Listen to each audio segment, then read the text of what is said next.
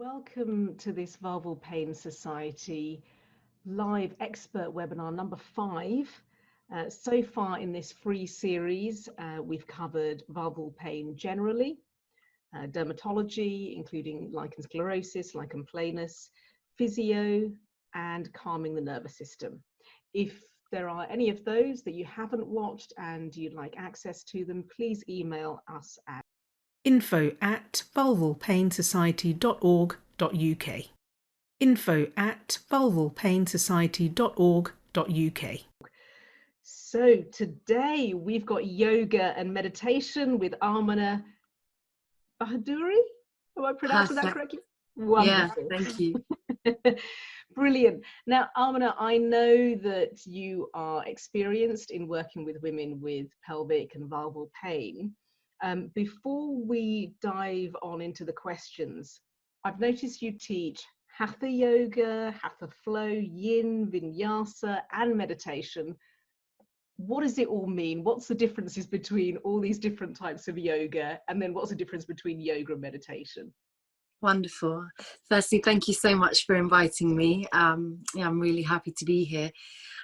So good question. I guess yoga, the fundamental sort of principle of yoga is Hatha Yoga. That's the root of it. That's how it started. Hatha Yoga encompasses philosophy and movement and meditation, and then that all together put together means you're aiming for a spiritual existence. Then of course, as time went on, so yoga dates back to 5,000 years ago. It's an ancient Indian tradition. But as of the last sort of 30 years, 40 years, it's branched off into various practices. So Vinyasa is specifically dynamic movement with the breath incorporated. So you marry the breath and the movement together. It's a bit more fast-paced, and it is to kind of go through a bit of a flow. And it can be challenging. I find it quite challenging. If you go to a Vinyasa class, you will be out of breath, you will get sweaty, but it's a fantastic and energizing practice. Hatha Yoga in itself, in terms of the postures, they're more static. So you do one pose after the other. You have more time to sort of explore each posture, and of course you incorporate breath work into it. Yin Yoga is, although it's been practiced for many years, more recently it's come to the surface, and I think more because people are experiencing a lot of stress, and Yin Yoga is an extremely slow practice. So for example, an hour's class could possibly consist of just 4 poses that you would hold for a prolonged period of time, anywhere from sort of 3 minutes upwards to 15 minutes. It's not easy because it does start to tap into the layers of tension that are held in the body, in the fascia across the body, and so it can be quite hard to sustain these poses. But through practicing Yin Yoga in particular, you tap into this essence of undoing and being, rather than an action-based approach. And it just helps remove tension from the body. So that's Yin Yoga. Moving on to the difference between yoga and meditation, like I said, Hatha Yoga is the fundamental basis for all of yoga. So every other aspect of yoga comes from Hatha Yoga itself. And Hatha Yoga includes movement, so postures that you practice, breath work, breath control. It includes philosophy, spirituality, ethics, a way of living. It also addresses diet, and also it includes meditation. So meditation is included as part of yoga. But meditation in itself focuses on relaxation and concentration, so dealing with the scope of awareness and attention. And then of course you can branch off from meditation into sort of more modern meditation that removes the spirituality aspect of it and moves into sort of the realm of mindfulness. And you also have Buddhist meditation, So that's, yeah, I hope that's giving you an insight In into a what nutshell. In a nutshell, we could go on, yes. Okay. Now, Kay's in the background answering any questions in the chat box that she can. If there are questions that remain unanswered, whether it's from today or from any of the previous webinars, and you feel like they've not been answered, we do have an expert panel that may be able to answer those at the end of the month. Also, you're absolutely welcome to email into us, and we may be able to answer those for you sooner. So, important question to kick off with. Do you have clients that have fed back that they have improved vulval health through yoga and meditation? Absolutely, absolutely, without a shadow of a doubt. And it's really heartwarming to hear how clients and students have been able to find a safe way to explore movement. Yoga is incredibly flexible and adaptable to your circumstances, and I think that's what initially encourages people to try it in the first place. And then, of course, giving that space to explore movement and breath work, it has an incredible effect. I can safely say that I have never, in all my time of practicing and teaching, I've been teaching for 3.5 years now, I've been practicing for 15 years, I have never experienced somebody have a negative outcome as a result of a yoga and meditation practice. Of course, there can be injuries that happen as a result of pushing yourself too much.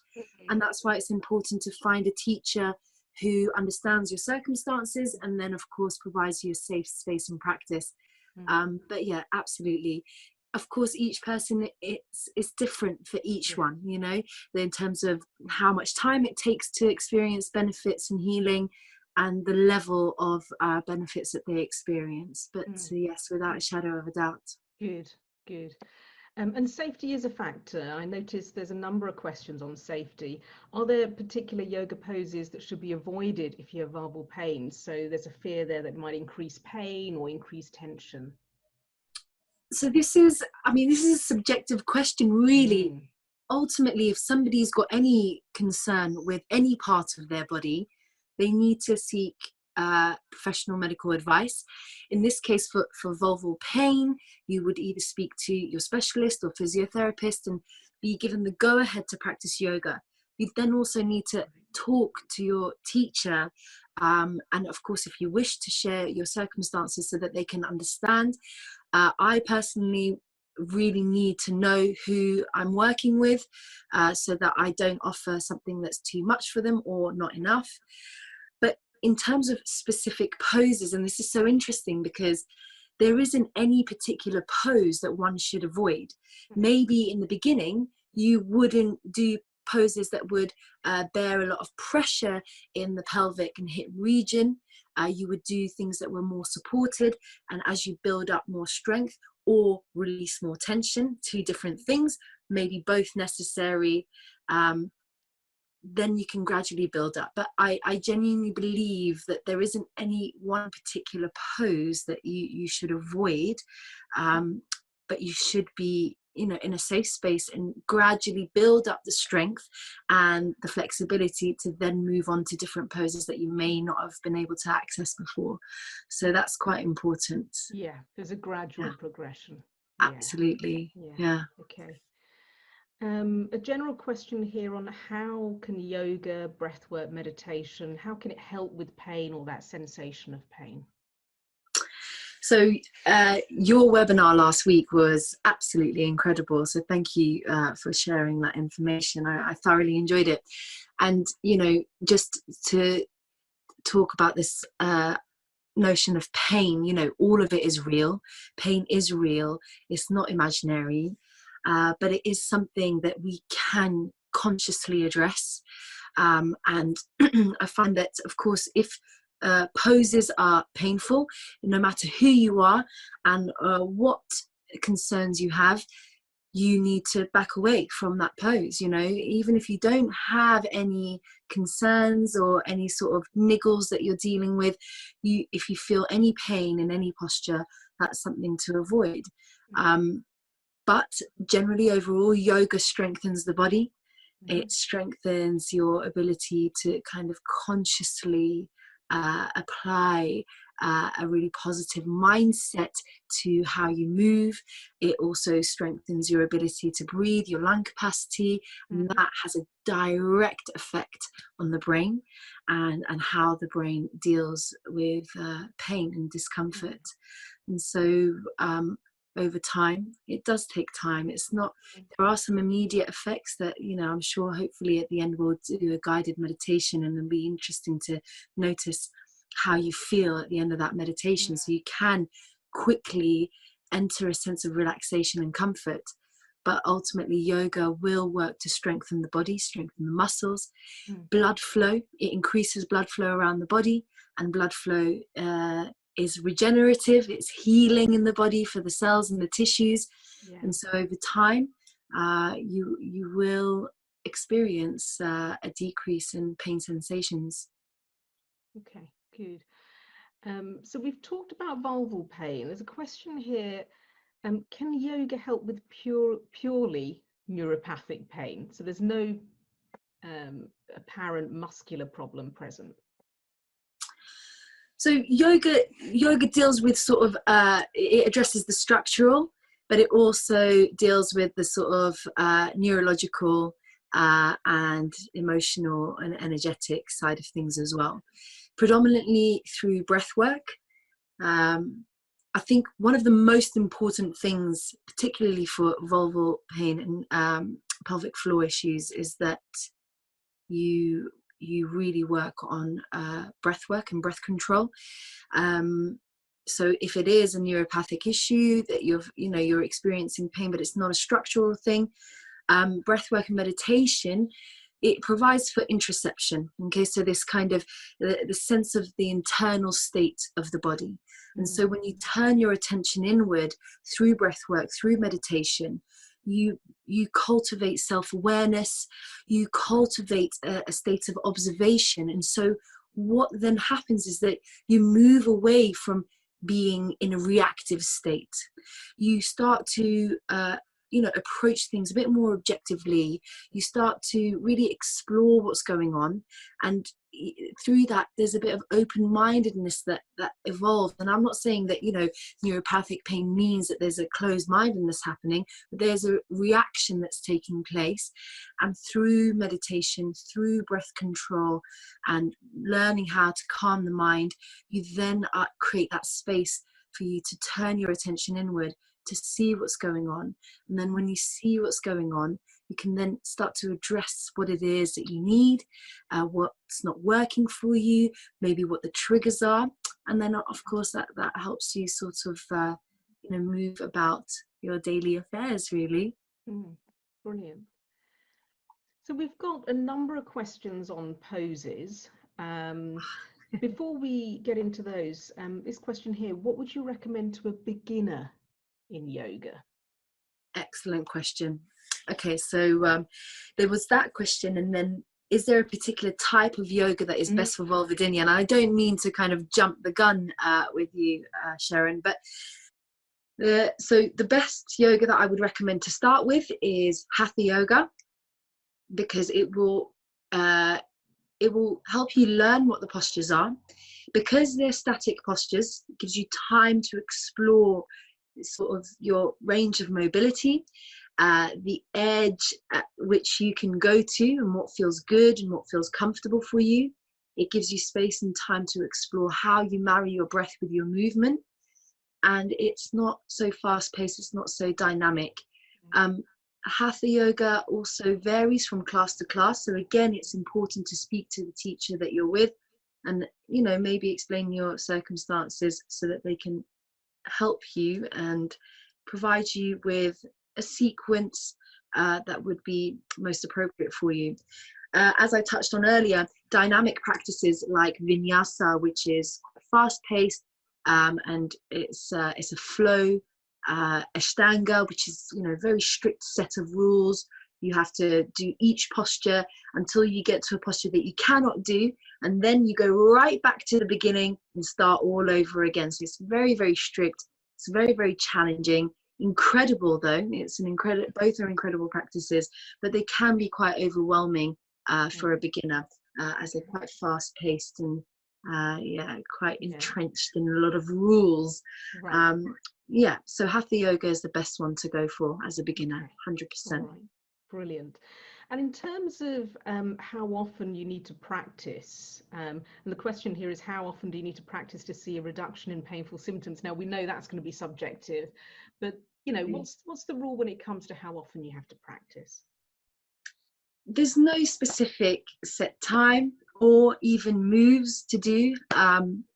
It depends on your circumstances, and everybody's different, of course, and I'm probably going to repeat that sentence a few times throughout the course of this webinar. Ultimately, a daily practice is going to reap the most benefits. It's without a shadow of a doubt.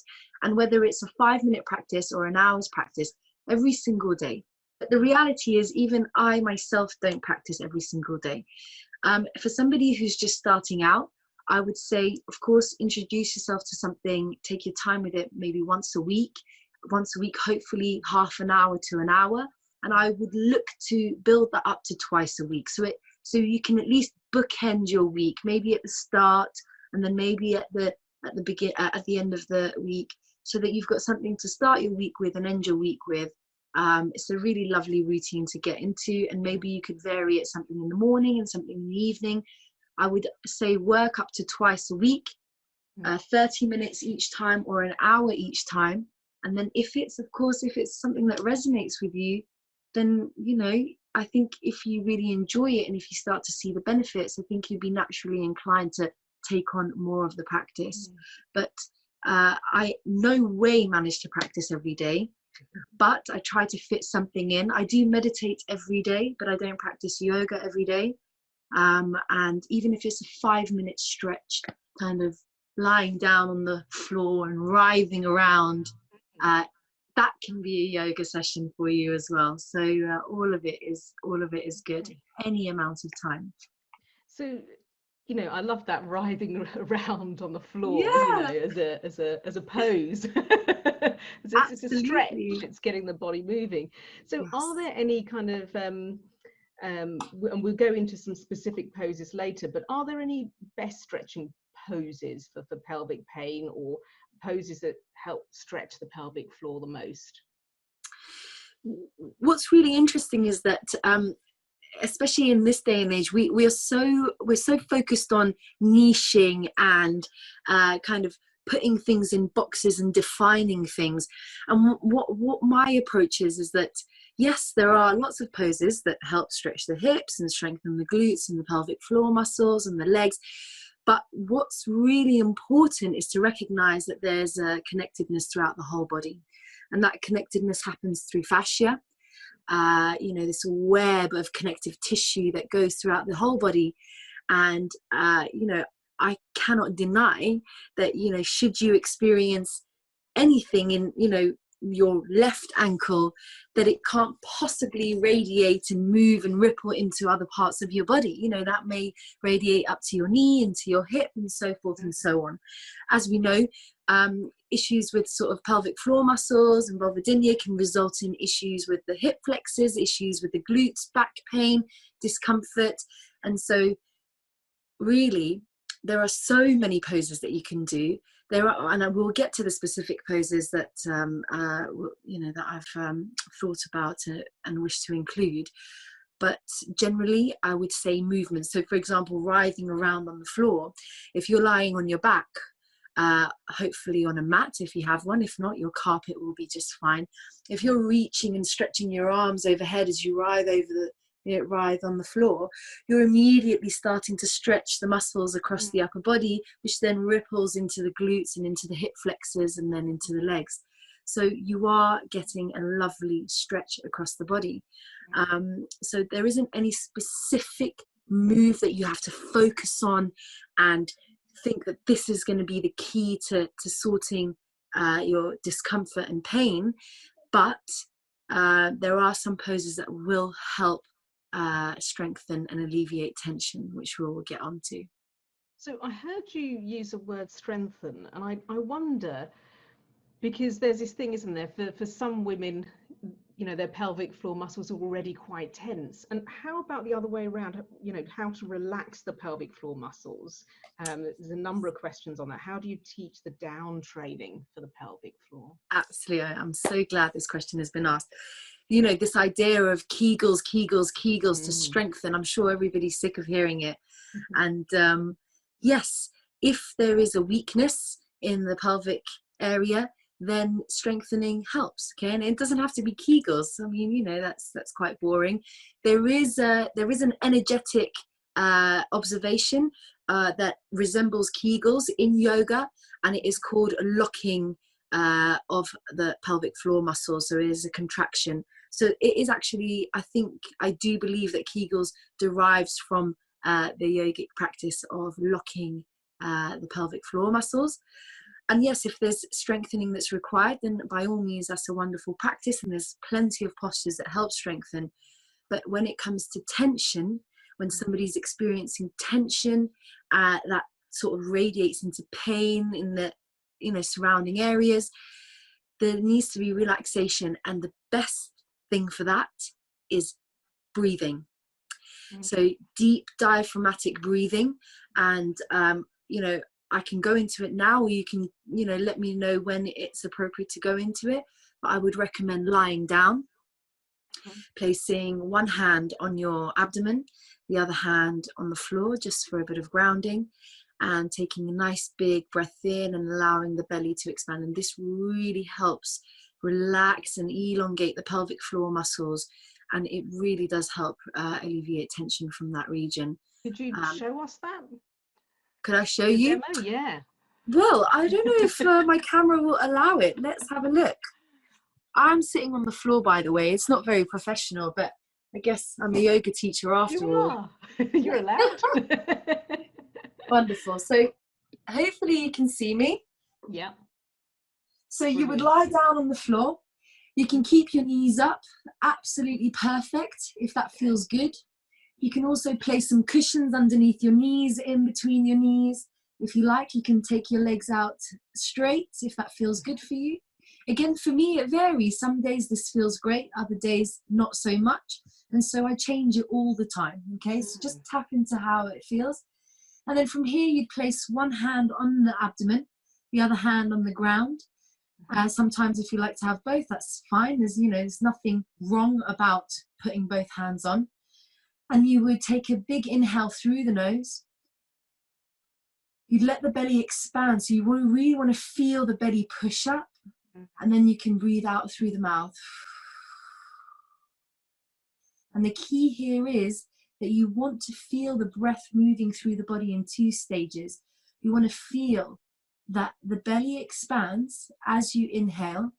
And then you feel a nice stretch across the ribs and in the chest. And then you exhale through the mouth and you feel the belly fall back down. And you just keep repeating this. You want to inhale for at least 3 seconds. If you can do more, that's fantastic. And then as you blow out and exhale through the mouth, you want to let that last for at least 4 to 5 seconds. So you want it to, your exhale should last longer than your inhalation. And that's something we'll get onto shortly. So essentially, it's quite simple. And you just continue this for a few moments. And hopefully you should start to feel the muscles in the hips and the pelvic region and in the lower back relax. It's an incredible way. So it really helps the diaphragmatic breathing to take place because there's no gravity or pressure in terms of having to keep your body upright to focus on the diaphragmatic breathing. The diaphragm can expand quite freely as you lie down. And that really helps to facilitate deep breathing. Lovely. And how long would you suggest that someone practices that for? Is it a number of minutes or number of breaths? I would say start with 5.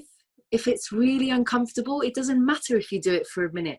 But if you do it for a minute, I promise you, you'll end up being on the floor doing it for a lot longer. So it'd be silly to suggest a minute. I'd say aim for 5. If that feels good, then you can do it for 10 minutes, you can do it for 15 minutes. And if you haven't fallen asleep by then, you know, you can choose to carry on or finish. I think 5 minutes is a good window. And if you can go up to 10-15 minutes, that's fantastic. Lovely. And is this something, if someone wanted to do it sitting down, is it something they can do that way too? Yeah, absolutely. Same thing. You just come into seated again on the floor if you like, or you can sit on a chair. All of it is good. The main thing is you need to be comfortable. If you're not comfortable and the body's tensing and the mind is, you know, contracting over your position, then you're not going to be able to relax the muscles to breathe fully. So just make sure that you're comfortable, even on a sofa. Again, sofas tend to kind of, you know, not provide very good posture, but if you're comfortable, you can sit back and just feel open in the upper body, one hand or both hands on the belly, whatever feels good. And the same thing, you always inhale through the nose, the belly expands, you're going to feel the belly push against your hands, and then as you breathe out through the mouth, you're going to feel the belly gently draw back in. But again, for some, especially some of my clients who feel, because also the pain and discomfort that they deal with, I found that is quite tiring for them. And so in order to kind of, you know, hit, you know, 2 birds with 1 stone, you want to find that relaxation across the entire body and mind. You also want to release the pelvic floor muscles. So lying down is a really nice way to do it. It helps the shoulders relax, it helps the jaw relax. But sometimes if you are sitting upright, and even me when I'm sitting and meditating, I can feel my shoulders tensing up. So it's a lot more to focus on. So if you're really not feeling up to it, you can just do it lying down, but seated is perfectly fine as well. Okay, great. So on to, what are the top 3 everyday yoga exercises to release tensed pelvic muscles? And I know you've got a number of slides, and you're spoiling us. I think we've got more than 3, top 3. So shall I share these? Let's talk through them. Yeah, absolutely. Them. Brilliant. So what are we seeing here? Wonderful. So doing a supported child's pose. Okay, so without the cushions and the blocks and the blankets, your upper body would be resting on the ground entirely. But for a lot of people, that's not accessible. Okay, so if you can grab a few cushions in this posture, but this is an incredible way to help stretch the lower back. So really release tension from the lumbar region of the spine. It also helps to relax the hip muscles and also to get a nice stretch in the ankles and the knees. It also helps calm the nervous system down, as the head is, you know, close to the ground. We've got really good blood flow going to the head, and then that teamed with deep breathing is a really nice restoring posture. So it's restoring, it restores energy, it calms the nervous system down, and it's a really beautiful stretch for the spine, and it releases tension from the spine all the way from the lower spine or up to the neck. Wonderful. You know, just looking at the picture seems calming. Talk us through the next one here. Wonderful. Okay, so this is incredible, but it's one that I'm talking from personal experience. I used to really push in this posture. So this is the cat-cow posture, and it is an articulation of the spine, and then that also ripples into the movement of the pelvis. Okay, so rocking the pelvis back and forth. So it's a really good way to release tension from the pelvic region and from the spine, and also for the neck. And I know there was a question about releasing tension from the neck and the jaw. So really, you're covering all bases here, all the way from the pelvis, the hips, through the spine and into the neck and the jaw.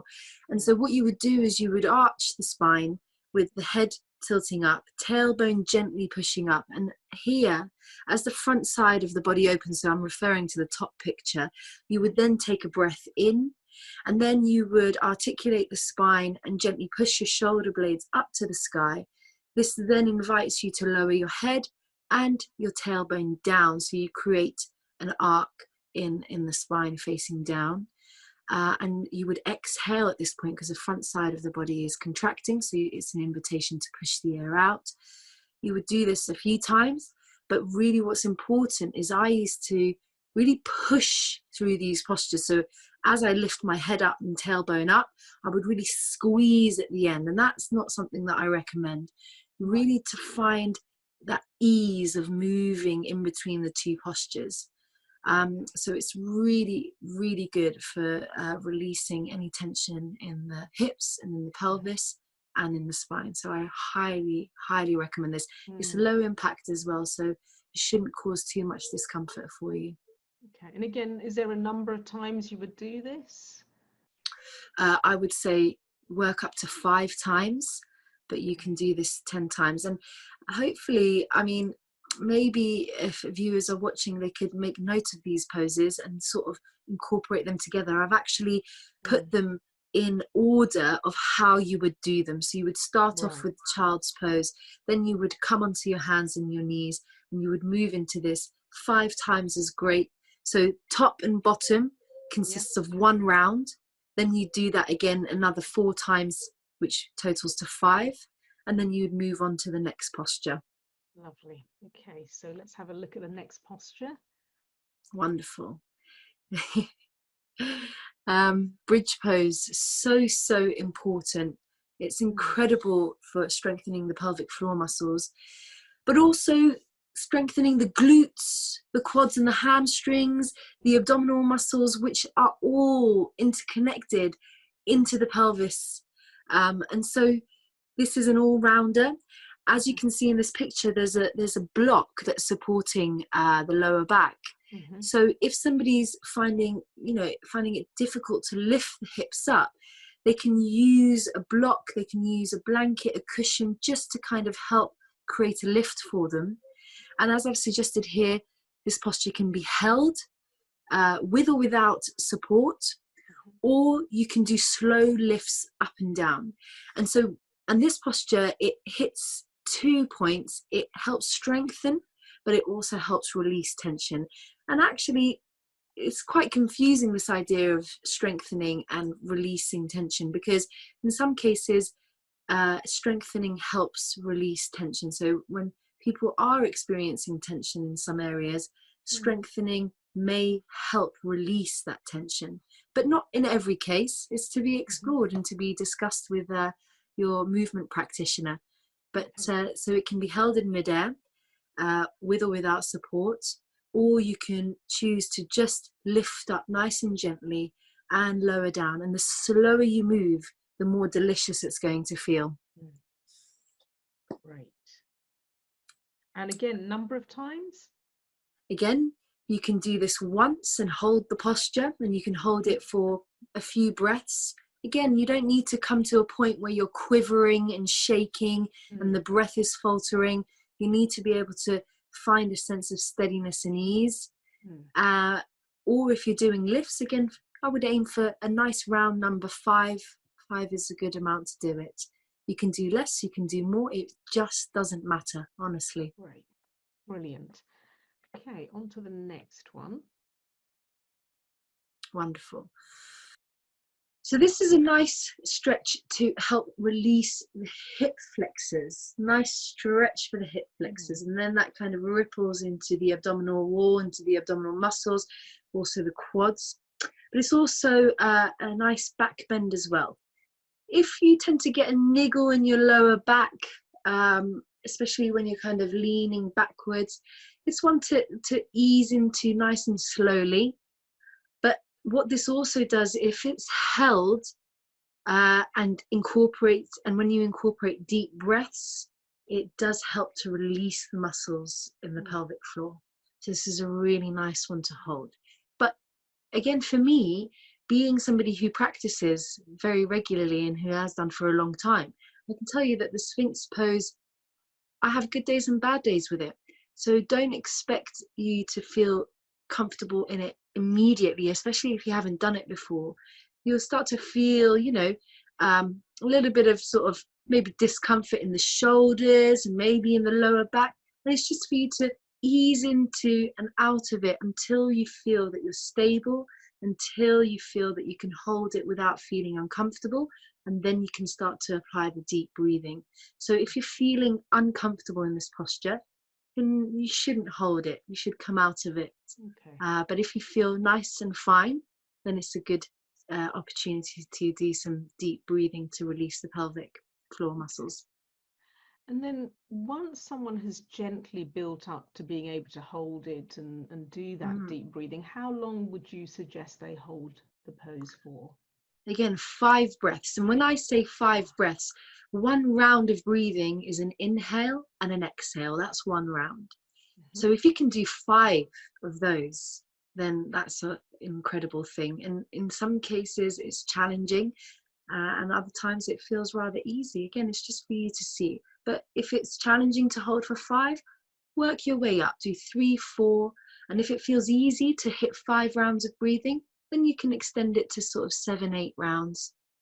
Whatever feels good. Really just tap in to what feels right. I can't stress that enough. You have to absolutely be exercising awareness as you move, so that you see and feel what's good and what feels right and what doesn't. Yeah. Okay. Talk us through this one. So this is the figure 4 stretch, and it can be used with or without a wall. The lady in this picture is using a wall, which is actually a really great way to offer some support. Again, I don't want anybody to think that these are basic postures. These are quite complicated postures. And again, for somebody who practices regularly, I have good days and bad days with this one. And I can struggle with doing this one. And actually, I don't usually practice with the wall, but I'm certainly going to incorporate the wall into the stretch when I can. So it stretches the iliotibial band and the piriformis predominantly in this area. And the piriformis is one of the muscles in the pelvic area, in the part of the pelvic floor muscles. I would say that it's one to be taken slowly. It will vary how much of a stretch you will feel in this one.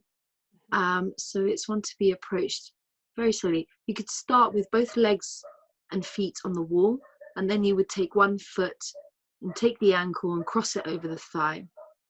Then that leg that remains on the wall would then gradually slide, the foot would slide down, creating a bend in the leg, and that will then start to really work into the stretch of the piriformis and the IT band. Again, you can hold this for as long as you like.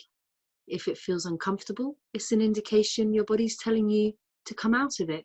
If it's feeling good, then you can explore for up to 5 breaths if you wish.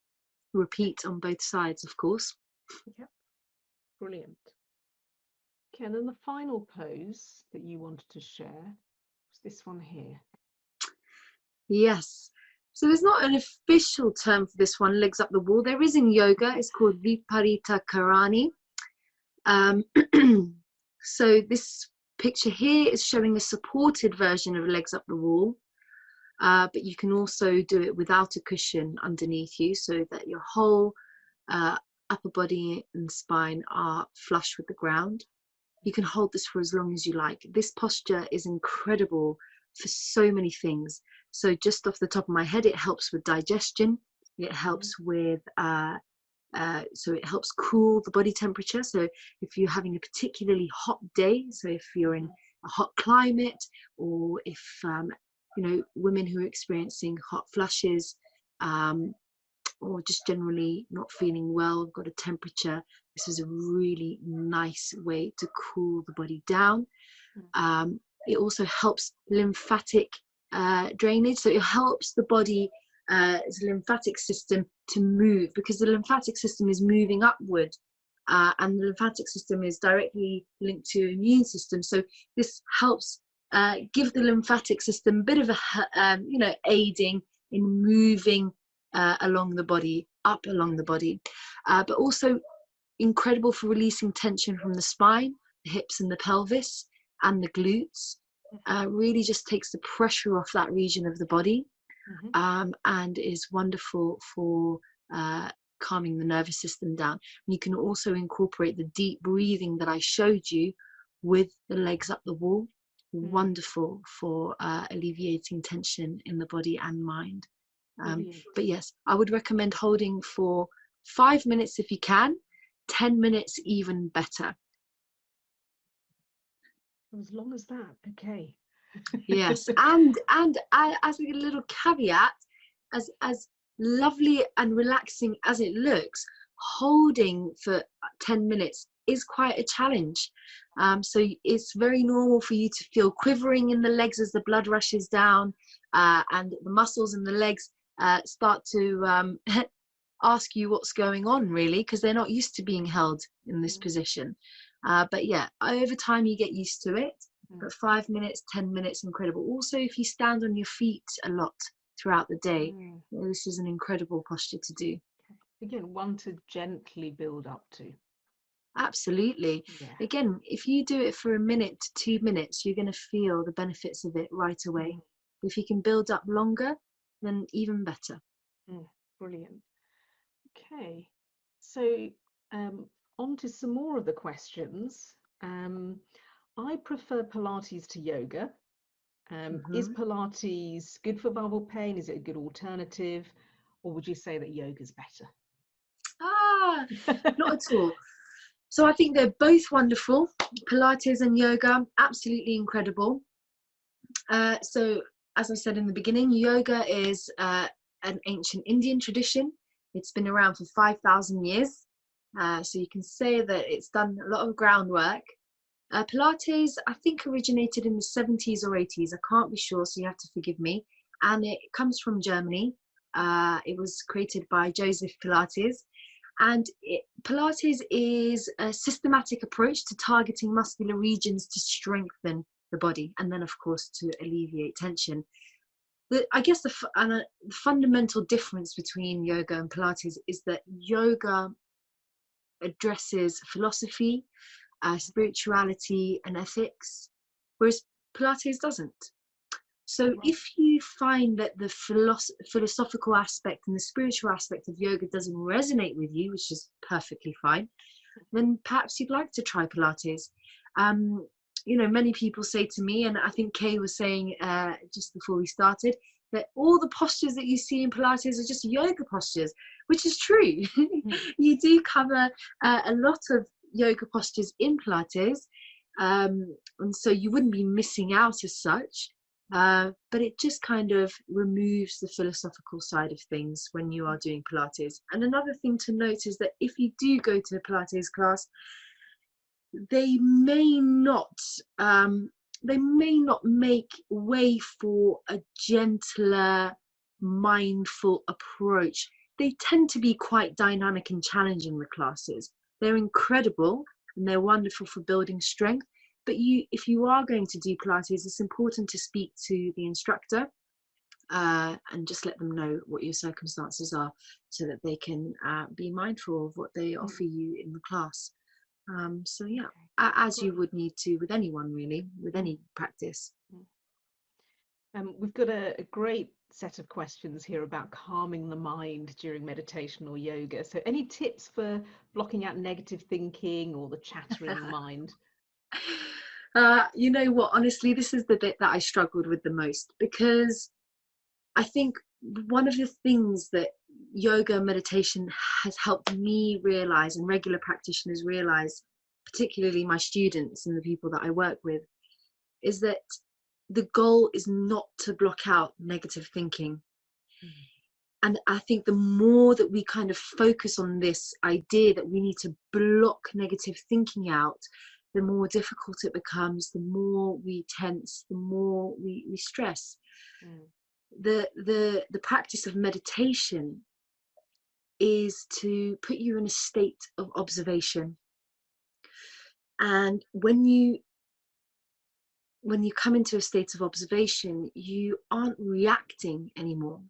And so should negative thoughts arise, then your reaction to them isn't as strong, isn't as moving, because you're using your breath, you're using the opportunity for stillness to see these thoughts come up, and you're aware of them. Meditation also focuses on the scope of peripheral awareness, and then moving that peripheral awareness into attention. And there are so many different practices that you can use that kind of moves you away from this clutter that goes on in our minds, with all these thoughts. But I would like to highlight that, you know, if you're capable of negative thinking, then be rest assured that you're also capable of positive thinking. And so both are taking place. It's just which ones that we're giving more focus to. And meditation helps remove the focus away from these thoughts and refocus your attention to something else, such as the breath and the sensation of the breath. So once you embark on a meditation practice, you start to realize that actually these thoughts are going to come and go in all of us, me included, but it's how we react to them and how we choose to react to them that is the key, and meditation helps us deal with that part. Lovely. Is there a best position to meditate, to practice meditation? Great question. And you touched on this last week in your webinar, about, you know, there was a question about being seated and how that's painful, and then meditating, and this suggestion of not lying down because you'd fall asleep. And I totally agree with you. If you are meditating and lying down, it's likely that you'll fall asleep. But I'm going to come on to something that's so interesting in a moment. The best position for meditation is to be seated. How you're seated doesn't matter, okay? You could be seated on the floor if that feels good. Your legs can be crossed or out in front of you, straight out, or you can widen your feet apart so that, you know, you have openness in the hips and in the hamstrings. You can sit on a sofa, you can sit in a chair, whatever feels good. The most important thing about your position in meditation is that you're comfortable. That is the most important thing. You have to be comfortable. If you're not comfortable, you're not going to be able to meditate. So if you take anything away about meditation, that is the most important thing that I would like people to take away. I would say that you can, you know, start with as little as 2 to 5 minutes sitting down, see how you feel. If you are observing how your body feels as you sit to meditate, that is meditation. So if you spend the entire 2 minutes or 5 minutes focusing on how the body feels, oh, that's a bit uncomfortable, oh, that doesn't feel too great, let me just adjust, you are meditating. So finding your position actually can be a meditative practice, but I wouldn't recommend lying down.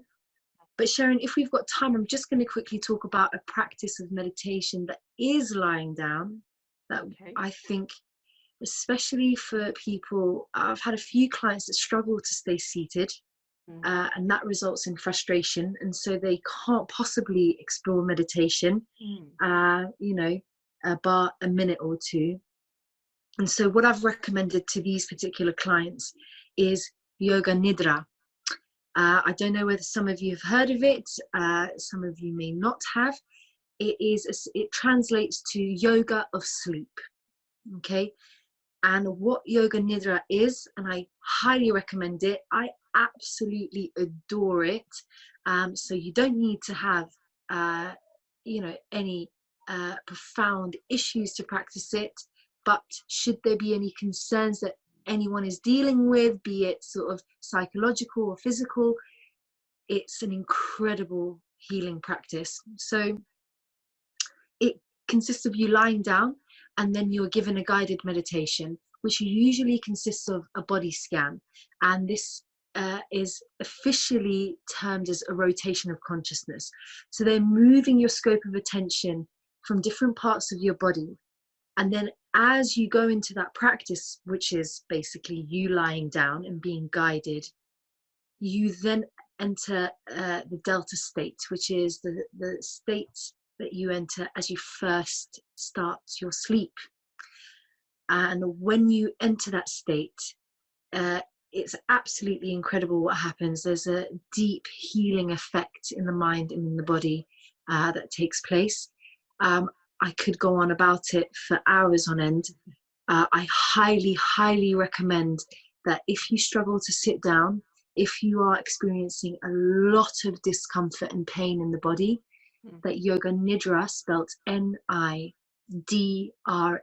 Yoga Nidra, that you look into it. You can message me about it, ask me anything you'd like about it. I do offer sessions for my private clients. And so if you are interested, I'd be happy to try and craft one for VPS. It'd be wonderful. And you can also find it on YouTube as well. So Guided Meditations, Yoga Nidra. I definitely recommend you to look into that if that's something that you feel would help with pain and discomfort, because it really does. Lovely, thank you. So there's a question here: what tips do you have for making meditation a habit? I find it hard to make time, and I don't always want to do it before bedtime. Yes, great question.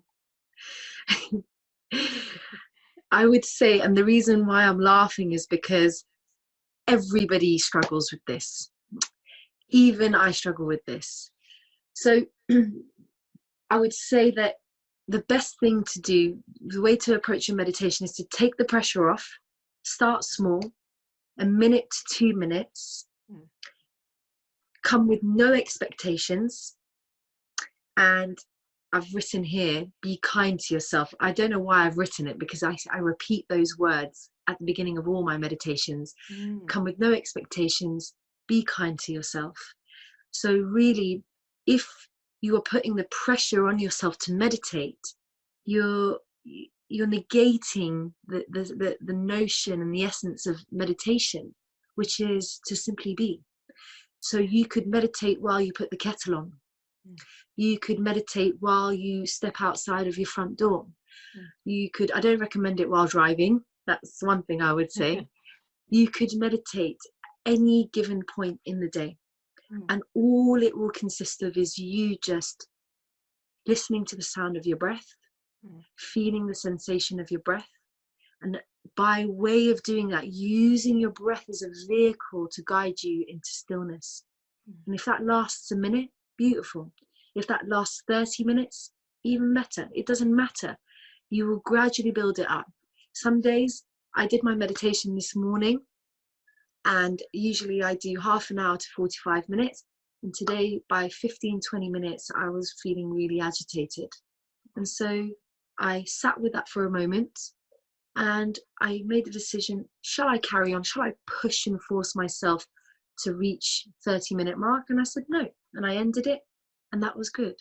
So just whatever feels good, try to incorporate it. The more you incorporate it in the middle of your day as you're doing something, you know, if you're sitting with a loved one, a pet, before you turn on the TV, turning on the kettle, before you start to cook, anything at all, if you just give yourself a minute to tune into the breath, that will encourage you to make more time for it.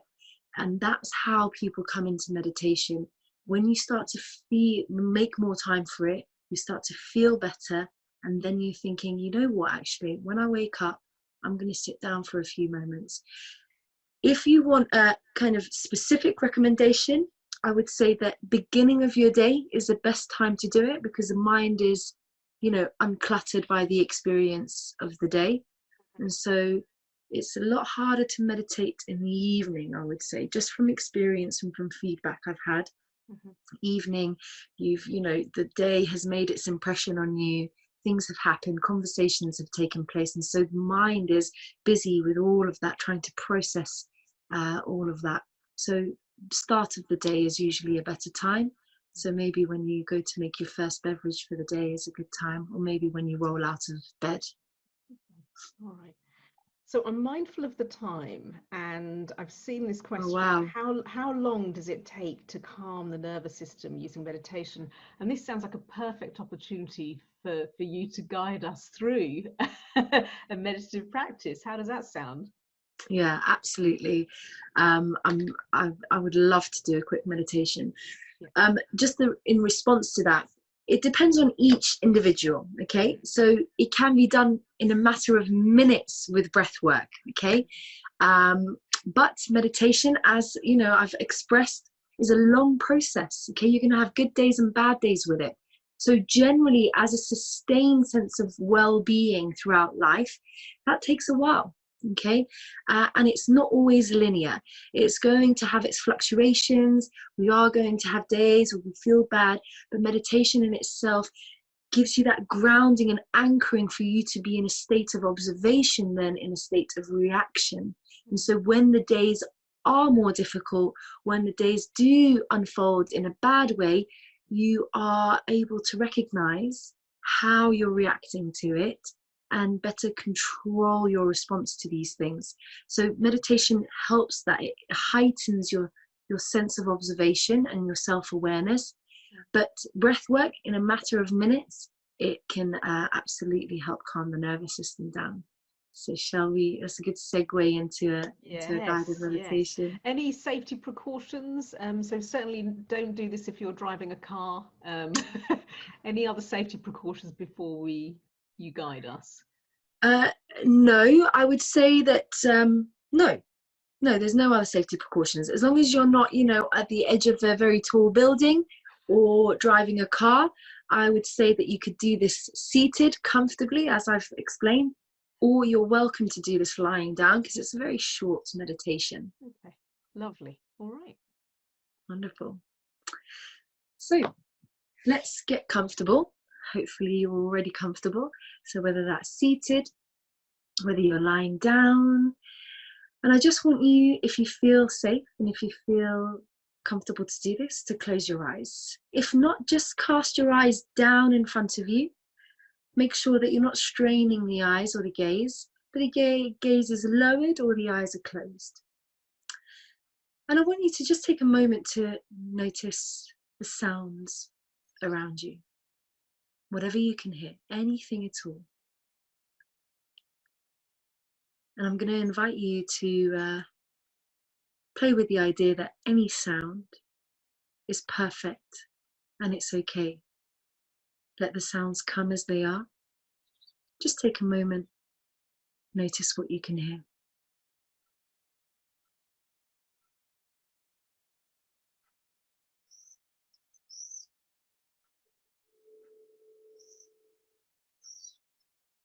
From here, I'm going to move the awareness to what you can feel in the body.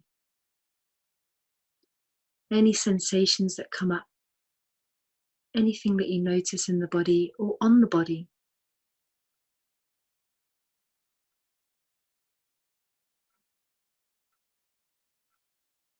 We often tend to hone in on any tension or any negative sensations that arise, but see if you can notice the sensations that feel good, such as the air against your skin, the support of the surface beneath you, whether that's the chair or the ground, the floor, and the way that your muscles are supported.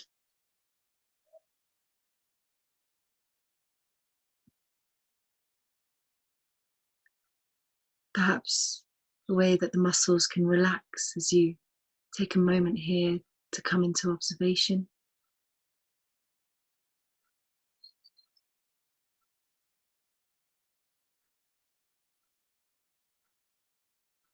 And even if the awareness moves to any tension or any niggling sensations, just see if you can observe them, let them come, let them be, and let them go.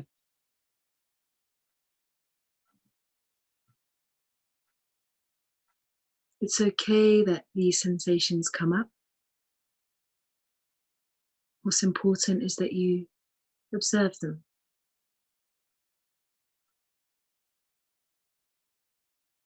See if they change, how they move.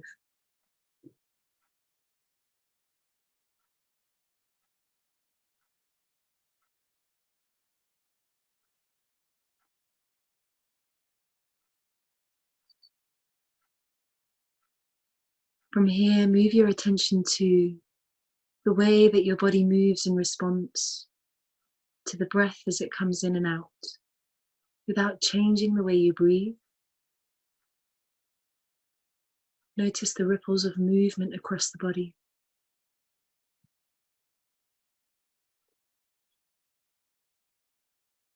Perhaps the subtle movement through the shoulders, the chest, the swelling of the abdomen as the breath comes in, and the softening of the body as the breath goes out.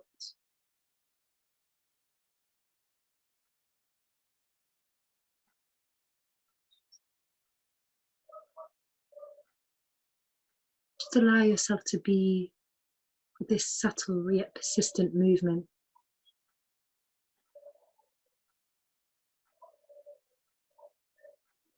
See if you can tap into the strength of it and the softness of it all at the same time.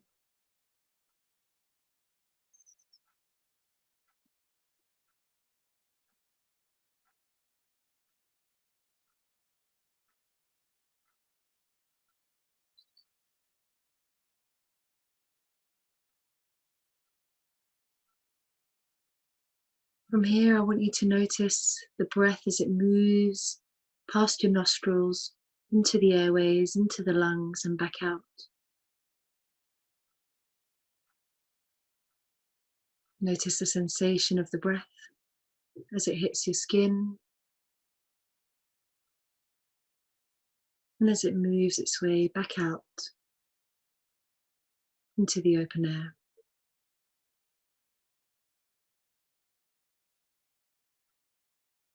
Perhaps you notice the inhale, the breath in is cooling and energizing, and that the breath out, the exhale, is warm and softening.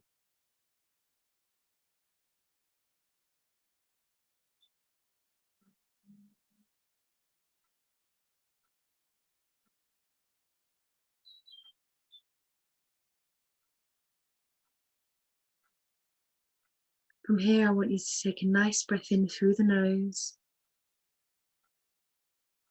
and then gently blow out through the mouth.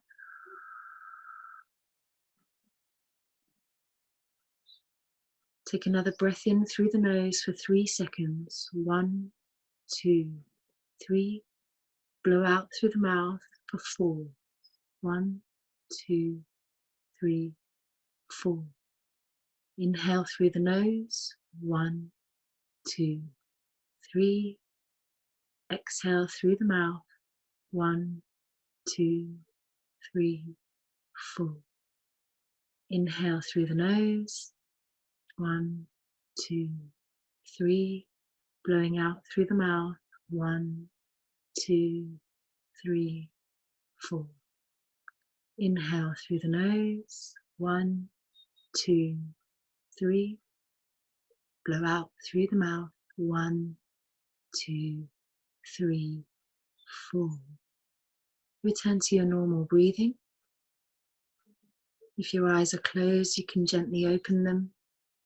If your eyes are downcast, gently raise them and just take a moment to observe how you're feeling. Thank you. It's as simple as that. Lovely. Yeah. I hope our viewers are sufficiently calmer and more relaxed and still with us and not fallen asleep. Thank you so much for joining us. I know we had a whole load of other questions as well that came in. Is it all right if I pop your contact details up on the screen so that people could contact you directly if they wish to? Absolutely, yeah. Okay, so I'm going to do that. There we go. How are we pronouncing this? It's Ujjayi Yoga, London, and Ujjayi is Sanskrit for victorious. Oh, right. And so essentially just achieving victory over our challenges in life. and that's why I was drawn to using that name, really.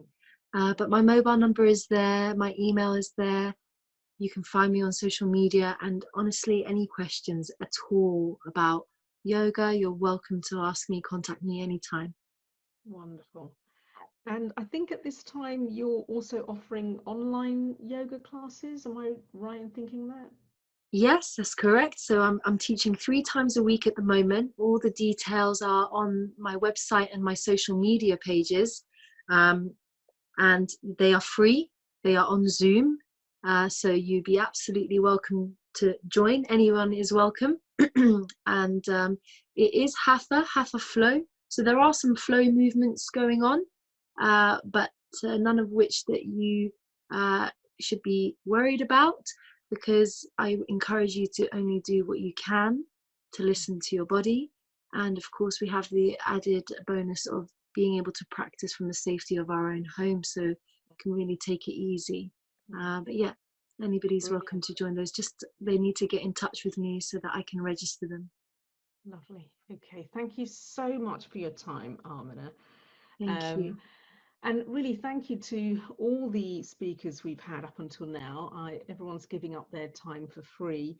And whilst everyone's giving up their time for free, you know, we still obviously have to fund the software and the security. We are editing these videos, and we're going to be putting them up on our new refreshed website soon. So thank you so much for donations that have been coming in, and any small amount, you know, absolutely goes a long way for us. You'll find a donation link pops up after today's webinar, and also at the bottom of the screen in the replay itself. So at the end of the month, we've got an expert panel. Before I tell you what's coming up next week, next week's speaker, I've got a question for those of you who are on the call.